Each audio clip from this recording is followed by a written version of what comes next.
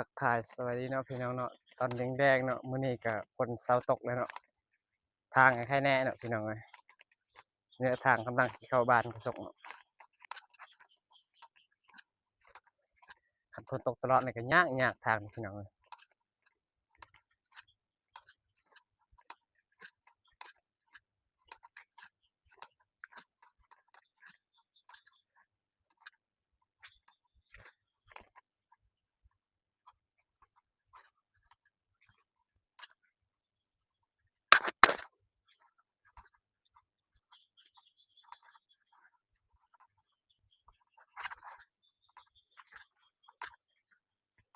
เดินทางบ้านก็ส่งมันสิยากพี่น้องเอ้ยยามฮอดยามนี้แหละพี่น้องยามมันโดนแดดตุ๊บอันนั้นใครแน่พี่น้องเอ้ยนี่ก็อยากลอยขี้ต้มเลยพี่น้องเอ้ยนี่รถไถนี่อยากลุยแล้วนี่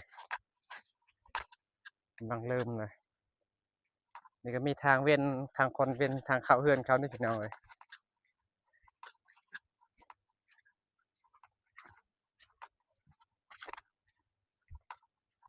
มีเสาเรือนเขาพี่น้อง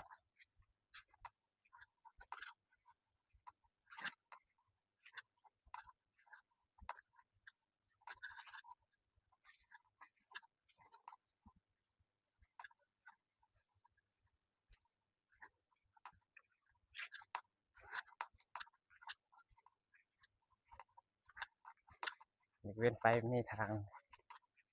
คนกับรถจักรเว้นให้พี่น้องทางรถไฟมันรถเนี่ยมันใหญ่ด้วยจมให้แหละ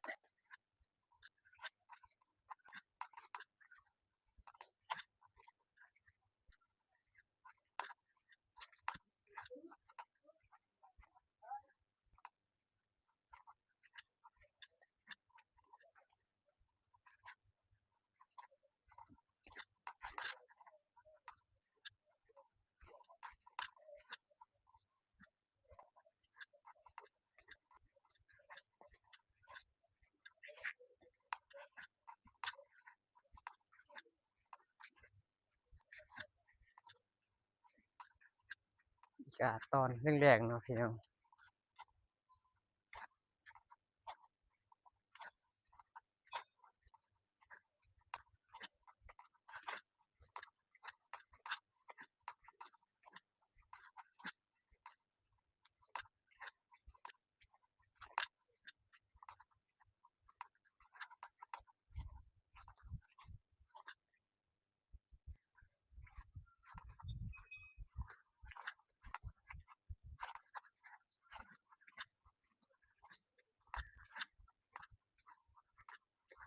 คันเสาคนนี่ใครแน่พี่น้องเอ้ย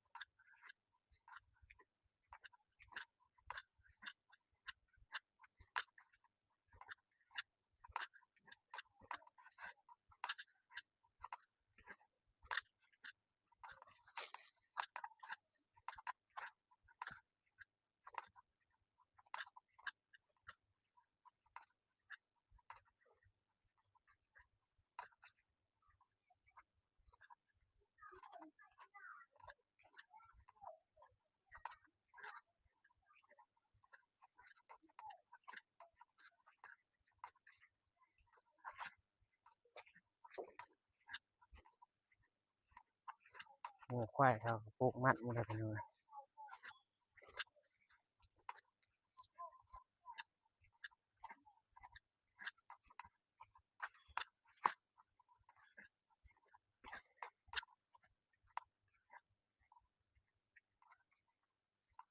หมูเลยหายเร็วหน้าแหละคักแล้วหมูอยู่เนาะพี่น้องเนาะเบิ่งกินทางบ้านเขาซกเฮานี่พี่น้องเอ้ยมันยากในยามพ้นนี่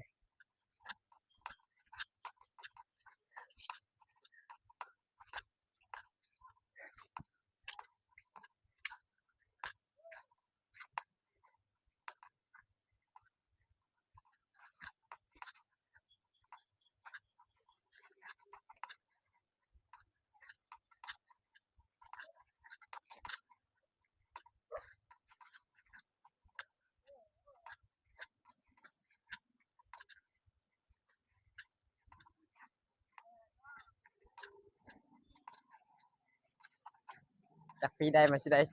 ทางแดงนะพี่น้องเนาะเรื่องหนึงมันอยู่กลางบ้านก็ยากเส้นทางพี่น้องมีแติจม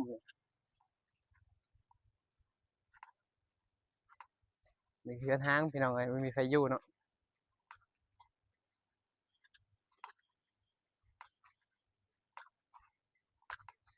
ถ่ายอากาศตอนแรกๆนะพี่น้องเนาะเบิ่งกลางบอกกลางบ้านพี่น้องเลย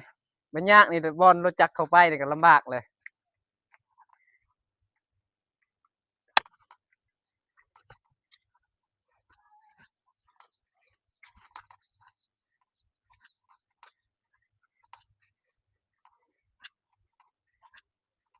เพื่อเขาชิมีลูกสาวเขาอยากได้ค่าดอกแพงมันก็ไม่ได้เลยเบิ่งเส้นทาง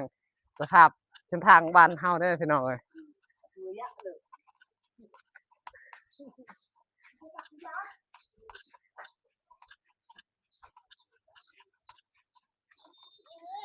สวัสดี